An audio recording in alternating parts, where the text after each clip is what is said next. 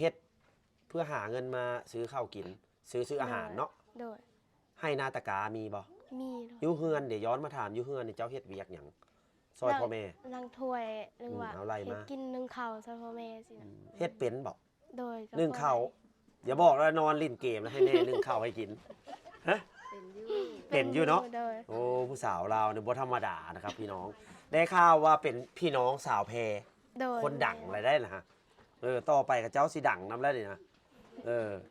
พี่น้องสาวแพรคนงามนี่เนาะโอ้เผ่านี้พันนี้งามเด้อบ่าวเดชการันตีเลยพี่น้องข่าวงามผู้นี้นะขอบใจน้องแพรกับข่าวอีกแบบนึงอันนี้ข่าวงามนะครับพี่น้องเจ้าลองไล่มาเบิ่งนู้นอยู่เฮือนอยู่ซ่านนี่เจ้าเฮ็ดเวียกเฮ็ดงานซอยพ่อแม่นี่เริ่มจากเฮ็ดงานบ้านงานเรือนนี่เนาะนึ่งข้าวนึ่งน้ำกวาดเฮือนกวาดซานแล้วแต่งอยู่แต่งกินเจ้าเฮ็ดเป็นบ่กับพ่อได้พอได้แม่นหยังยกตัวอย่างมาเอาครับเพราะว่าตำบักทั่วหรือว่าแกงหน่อไม้ก็พอได้อยู่ด้วยทอดไข่โดยได้ทอดให้ไอ้บ่าวเดชกินได้บ่ตอนแรงโอ้แกงหน่อไม้เป็นบ่ก็ได้อยู่ด้วยตำบักแตงตำบักทั่วโดยตำบักหุ่งโดยเอิ้นบักหุ่งอยู่บ่ทางพี่โดยเอิ้นบ่ทางเหนือเอิ้นบักกล้วยเต้ดทางเหนืออันนี้เอิ้นบักหุ่งนะครับผมภาษาบ้านเจ้านี่ก็ภาษาสวรรณเขตอันเดียวกันโดยภาษาเมืองแล้วก็ภาษามุกดาหารกันเดียวกันเนาะโดยพี่น้อง FC จากจังหวัดใดเม้นหยองเพิ่นเด้อพี่น้องเด้อเป็นนางเอกใหม่นะครับผมเพิ่นมาเปิดอกเปิดใจถ้าเจอผู้บ่าวฟังไทยยากช่วยดูแลสนับสนุนมีห้องน้ำห้องในบ่อยู่เพื่อนบ่ห้องน้ำคือน้องแพรเลยไปขี้อยู่ใส่ถามตรงๆเลยอยู่ป่าพาไอไปขี้นี่เด้ออยู่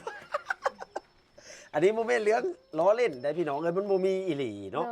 เป็นอย่างบ้านนี้คือจังบ่มีห้องน้ำมาเกิดกระทำเป็นอย่างทุกอย่างนี่แหละบ่มีเงินเฮ็ดบ่มีเงินสภาพเมืองก็เป็นปูนหรือเป็นไม้เงินปูนยังบ่แล้วเงินเบิ่งทางข้างเด้อพี่น้องเด้อสิเปิดให้เบิ่งเด้อเงินเพิ่นเนี่ยบ่แม่นแน่ผู้อยู่ซนเงินอยู่ส้นโดยอยู่โอ้เป็นลักษณะคล้ายๆนี่โดยคล้ายๆตัวนี้เอาเปรียบเทียบแต่ว่าบ่แล้วซ้ำนี้บ่ได้บอกยังบ่ได้บอกโอ้มีแต่อินบ็อกซ์บ่ได้ทราบพี่น้องอันนี้ก็แม่เพิ่นนั่งให้กำลังใจสบายดีแม่สบายดีฝากเนื้อฝากตัวเด้อผู้บ่าวฝั่งไทยหรือว่าฝากลูกคอยแน่เด้อต่อไปสิเว้าแต่ความจริงสนับสนุนลูกคอยแน่สิเว้าแต่ความจริงเนาะนี่เนาะเอาให้แม่เพิ่นนั่งเสียนั่งทางข้างเพิ่นนะครับผมที่มานี่มาพร้อมครอบครัวนะครับผมพ่อแม่ก็อยู่เคียงข้างอยู่นะครับผมลูกมีพ่อมีแม่นี่นะ